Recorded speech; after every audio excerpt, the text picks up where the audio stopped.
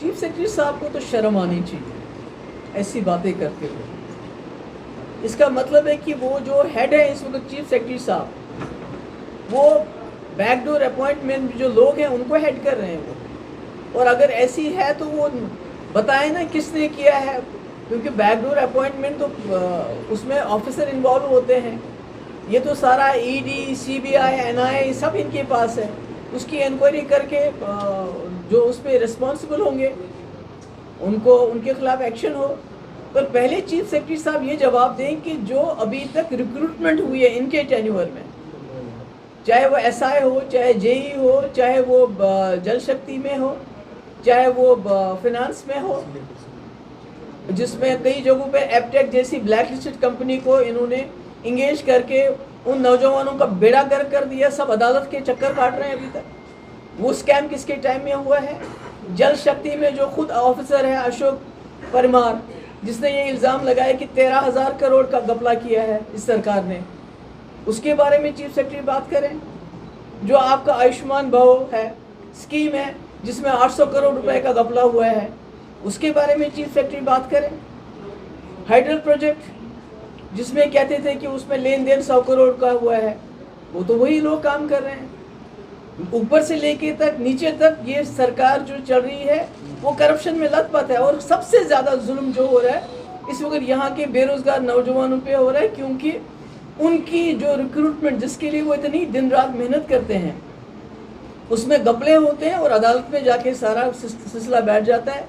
वो ओवरेज हो जाते हैं, फ्रस्ट्रेट हो जाते हैं, या तो वो डिप्रेशन में चले जाते हैं, ये ड्रग खाते हैं।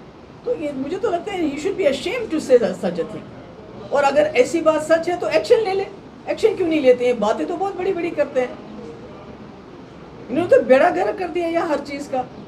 नौकरी तो दे नहीं सकते, नौकरियों से लोगों को निकालते हैं रोज़ रोज़, और जो देना चाहते हैं वहाँ पर उसमें घपले करते हैं, वहाँ पर ब्लैक लिस्टेड कंपनीज़ को एम्प्लॉय करते हैं, जिससे यहाँ के नौजवानों का सारा रोज़गार पिछले 2019 से मुझे बताइए किसको नौकरी मिली होगी? किसी गिने चुने बाहर से जो लोग आए हैं, यहाँ के तो किसी को नहीं मिली। बल्कि यहाँ का जो है, यहाँ जो बेचारे गरीब लोग, टैक्सी वाला, ऑटो वाला, जम्मू में की मैं बात कर रही हूँ इस वक्त, अगर वो कोई काम करता था उसको अब ये पार्किंग भी इन्होंने प्राइवेटाइज किया, रेलवे में भी पार्किंग को प्राइवेटाइज किया।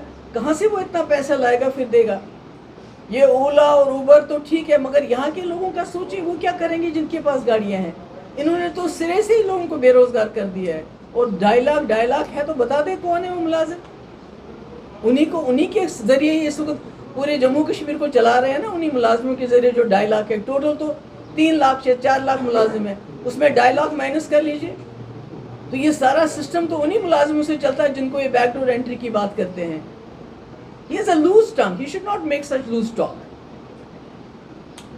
और कोई मैडम ऐसी और दूसरी बात, कितने सिटिंग इस वक्त कमिश्नर सेक्रेटरीज है जिनके खिलाफ करप्शन के चार्जेस और सीबीआई की इंक्वायरी इस वक्त चल रही है? बताइए कितने सारे लोग हैं इससे? क्या कर रहे हैं चीफ सेक्रेटरी साहब? What is he doing? अगर आपके चीफ सेक्रेटरी, जो आपके सेक्रेटरी हैं, कमिश्नर सेक्रेटरी हैं, जो सारा काम काज चलाते हैं, अगर उनके खिलाफ खुद करप्शन के चार्जेस और सीबीआई की इंक्वायरी चल रही है, तो ये चीफ सेक्रेटरी किस चीज़ के हैं कि उन्हीं अफसरों के ऊपर चीफ सेक्रेटरी बने हुए हैं? या एनीथिंग एल्स? मैडम ऐसी रिपोर्ट्स हैं कि पहले ये कह रहे थे कि प्रॉपर्टी टैक्स लगा दिया जाएगा, लेकिन अब ये कहा जा रहा है कि जब गवर्नमेंट कहेगी 30 सितंबर का ऑर्डर है जिसमें ये कहा जाता है कि अभी प्रॉपर्टी टैक्स फिलहाल नहीं लगाया जाएगा। आप क्या कहना चाहते हैं? Property tax, what do you want me to, what are you asking me? अच्छा, क्या आपको लगता है ये खबरें हैं कि आने वाले चुनाव है, क्या चुनाव की वजह से आपको लगता है कि रेफर किया गया है? आप किस तरह से देखते हैं अगर प्रॉपर्टी? देखिए, इन्होंने पूरे जम्मू कश्मीर लद्दाख की कमर तोड़ दी है। बिलखुसूस अगर हम जम्मू की बात करें, यहाँ पर टोल टैक्स, स्मार्ट मीटर और अब प्रॉपर्टी टैक्स, ये सब मिल मिला के यहाँ पहले दरबार में बंद कर दिया। यहाँ जितने भी कॉन्ट्रैक्ट्स हैं छोटे बड़े, बाहर लोगों को वो आउटसोर्स किए जाते हैं, फिर वो सबलेट करते हैं, वो कमीशन लेते हैं। यहाँ आप देखिए कितने सारे लोगों के जो ट्रॉलीज वगैरह वो बैठ गई हैं, बिकॉज वो बेचारे वही चलाते थे, सीमेंट बाजी लेते थे एक जगह से दूसरी जगह। तो इन्होंने तो यहाँ के लोगों की ऑलरेडी कमर तोड़ दी है। कश्मीर के लोग तो खुशकिस्मत हैं इस हिसाब से कम कश्मीर NIA की वजह से, ED की वजह से न्यूज़ में रहता है, G20 की वजह से न्यूज़ में रहता है, और दुनिया भर को ये दिखाना चाहते हैं कि कश्मीर में हमने हालात ठीक किए। At least Kashmir is in focus, may be for many times wrong reasons. जो छापे पड़ते हैं, पकड़ दकड़ होती है, UAP के अंदर जर्नलिस्ट को बंद किया जाता है, पर जम्मू का तो नामो निशान ही नहीं रखा कहीं इन्होंने। जम्मू का तो नाम ही नहीं लेते, और अगर नाम लेते हैं तो property tax, smart meters, toll tax और बाकी ये जो इन्होंने अब प्राइवेटाइज करना शुरू कर दिया, आपकी जो पार्किंग से हो, तो क्या करेंगे यहाँ के लोग? जहर खाएंगे, क्या करेंगे? रावण का पोस्टर जैसे उन्होंने राहुल गांधी को रावणा की तरह दिखाया हुआ और कहा कि ये डेमन है, he is going to destroy Bharat. How you see that poster depicting Rahul Gandhi as Ravana? Well, it shows their frustration. They are totally frustrated with India alliance, and they know in their heart of hearts कि जो इनका जो whatever tactics they have played, जो भी करते थे, हिंदू मुस्लिम लड़ाई के लड़ते थे, वो फेल हो गई है। And just imagine for a second, एक सेकेंड के लिए इमेजिन कर लीजिए, अगर इस पोस्टर पे किसी BJP के सुप्रीम लीडर की फोटो होती तो अभी तक वो बंदा जेल में डाल दिया होता, बिना जमानत के, कोई केस नहीं, कोई पूछताछ नहीं, उसको जेल में डाल दिया होता। तो यही लोग सनातन धर्म की कसमें खाते। ये जानते हैं सनातन धर्म क्या है? सनातन धर्म यही सिखाता है कि आप अपने जो आपका अपोनेंट है उसको रावण बताओ। अरे ये तो सनातन धर्म से बहुत दूर है, ये तो बड़े ही भ्रष्ट लोग हैं, इन्होंने तो बेड़ा गर्क कर रखा है। सनातन धर्म कहते हैं वासुदेवा कुटुंबकम। ये किसको मानते हैं? ये किसको मानते हैं? फैमिली। हाँ, हो सकता है पूरी दुनिया को फैमिली मानते हो, पूरी दुनिया में जाते हैं, वहाँ मस्जिदों में सलाम करते हैं, वहाँ मुसलमान लीडरों के गले मिल जाते हैं, पर यहाँ इस मुल्क में तो मुसलमानों को लिंच करते हैं। ये झूठ बोलते हैं, आपका सनातन धर्म बोलते हैं सच बोलो, ये सच बोलते हैं क्या? वो अहिंसा का पाठ पढ़ाता है, ये अहिंसा में यकीन रखते हैं क्या?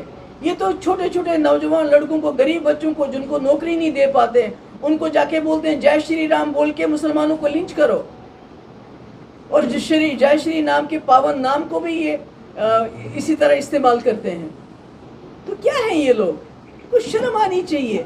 एक आदमी खड़ा है इस वक्त पूरे मुल्क में, गोडसे की आइडियोलॉजी सोच के खिलाफ खड़ा हो रहा है, आप उसी को रावण बताते हो। अरे आपने तो गोडसे की फौज पैदा कर दी, यहाँ से तो एक गांधी बनने की कोशिश कर रहा है, आपने तो गोडसे की फौज पैदा कर दी है पूरे मुल्क में। गांधी तो पैदा कर नहीं सके हम 70-75 साल में, पर इन्होंने 10 साल में इतने गोडसे पैदा किए कि अब सांस लेना भी मुश्किल हो रहा है। Thank you, I think that's enough, except for one point. ये जो इन्होंने माइग्रेंट्स का जो बंद कर दिया है, उनकी जो माइग्रेंट्स काफ़ी कोई 2000 के करीब, जो उनका राशन, उनका जो फाइनेंशियल हेल्प बंद कर दिया है। एक तरफ से सरकार ने कहा कि हम इलेक्शन नहीं करा सकते अर्बन बॉडीज़ के, पंचायत के, क्योंकि सिक्योरिटी सिनेरियो ठीक नहीं है। दूसरी तरफ से जो लोग कश्मीर से माइग्रेंट होके जम्मू में रहते हैं या कश्मीर के अंदर होटलों में रहते हैं, वो अपना रोज़गार नहीं कमा सकते, बाहर नहीं आ सकते, उनका इस तरह से माइग्रेंट फंड बंद करना, फाइनेंस बंद करना, राशन बंद करना पिछले 2 महीने से, मुझे लगता है ये बहुत ही बड़ा जुर्म है। और खुदा ना खास्ता अगर इसमें से किसी को कल को मारा गया तो वो खून जो है इस सरकार के सर पे होगा। साईं ओम पावर सिस्टम लाए हैं अब नवरात्र और दीपावली को लेकर विशेष ऑफर। एक चार्ज पर 120 किलोमीटर माइलेज देने वाले made in India Exide neo Bharat e rickshaw अब मिलेगा मात्र 1,82,000 रुपए में, जबकि 1200 वॉट की मोटर के साथ एक्साइड नियो ई रिक्शा मिलेगा अब सिर्फ 2,22,000 रुपए में। एक्साइड नियो अब आया है नए रंगों व फीचर्स के साथ। मजबूत बॉडी, शानदार डिजाइन, आरामदायक राइड और असाधारण खूबियों से लैस नए जमाने की इस ई रिक्शा में मिलेगा रियर व्यू मिरर जो LCD डिस्प्ले में बदल जाए और ड्राइवर को बिना सर घुमाए गाड़ी को बैक करने में मदद करे। इस तकनीक में पहली बार पीछे कैमरा लगाकर ये अनूठी विशेषता प्रदान की गई है। चमकदार व ज्यादा तेज इंडिकेटर, लंबे समय तक चलने वाली बैटरी, बेहद शानदार LCD इंस्ट्रूमेंटेशन पैनल, मनमोहक आवाज वाले speaker, FM system, flexible roof के बदले बहुत ही सख्त उच्च ग्रेड की मेटेलिक रूफ, इनबिल्ट चार्जर, नए सुरक्षित रिम और अधिक पावर की मोटर के साथ बेहतरीन सस्पेंशन जो दे झटकों से आराम। तो देर किस बात की, आज ही आएं और अपना Exide neo e rickshaw book करवाएं। हमारा पता है Sai Om power system, last matador stop, Anand Nagar, Bohri, Jammu. Jammu संभाग में डीलर बनने के लिए संपर्क करें 0191 2554 360। जम्मू कश्मीर की खबरों के लिए जुड़े रहिए GK अपडेट के साथ।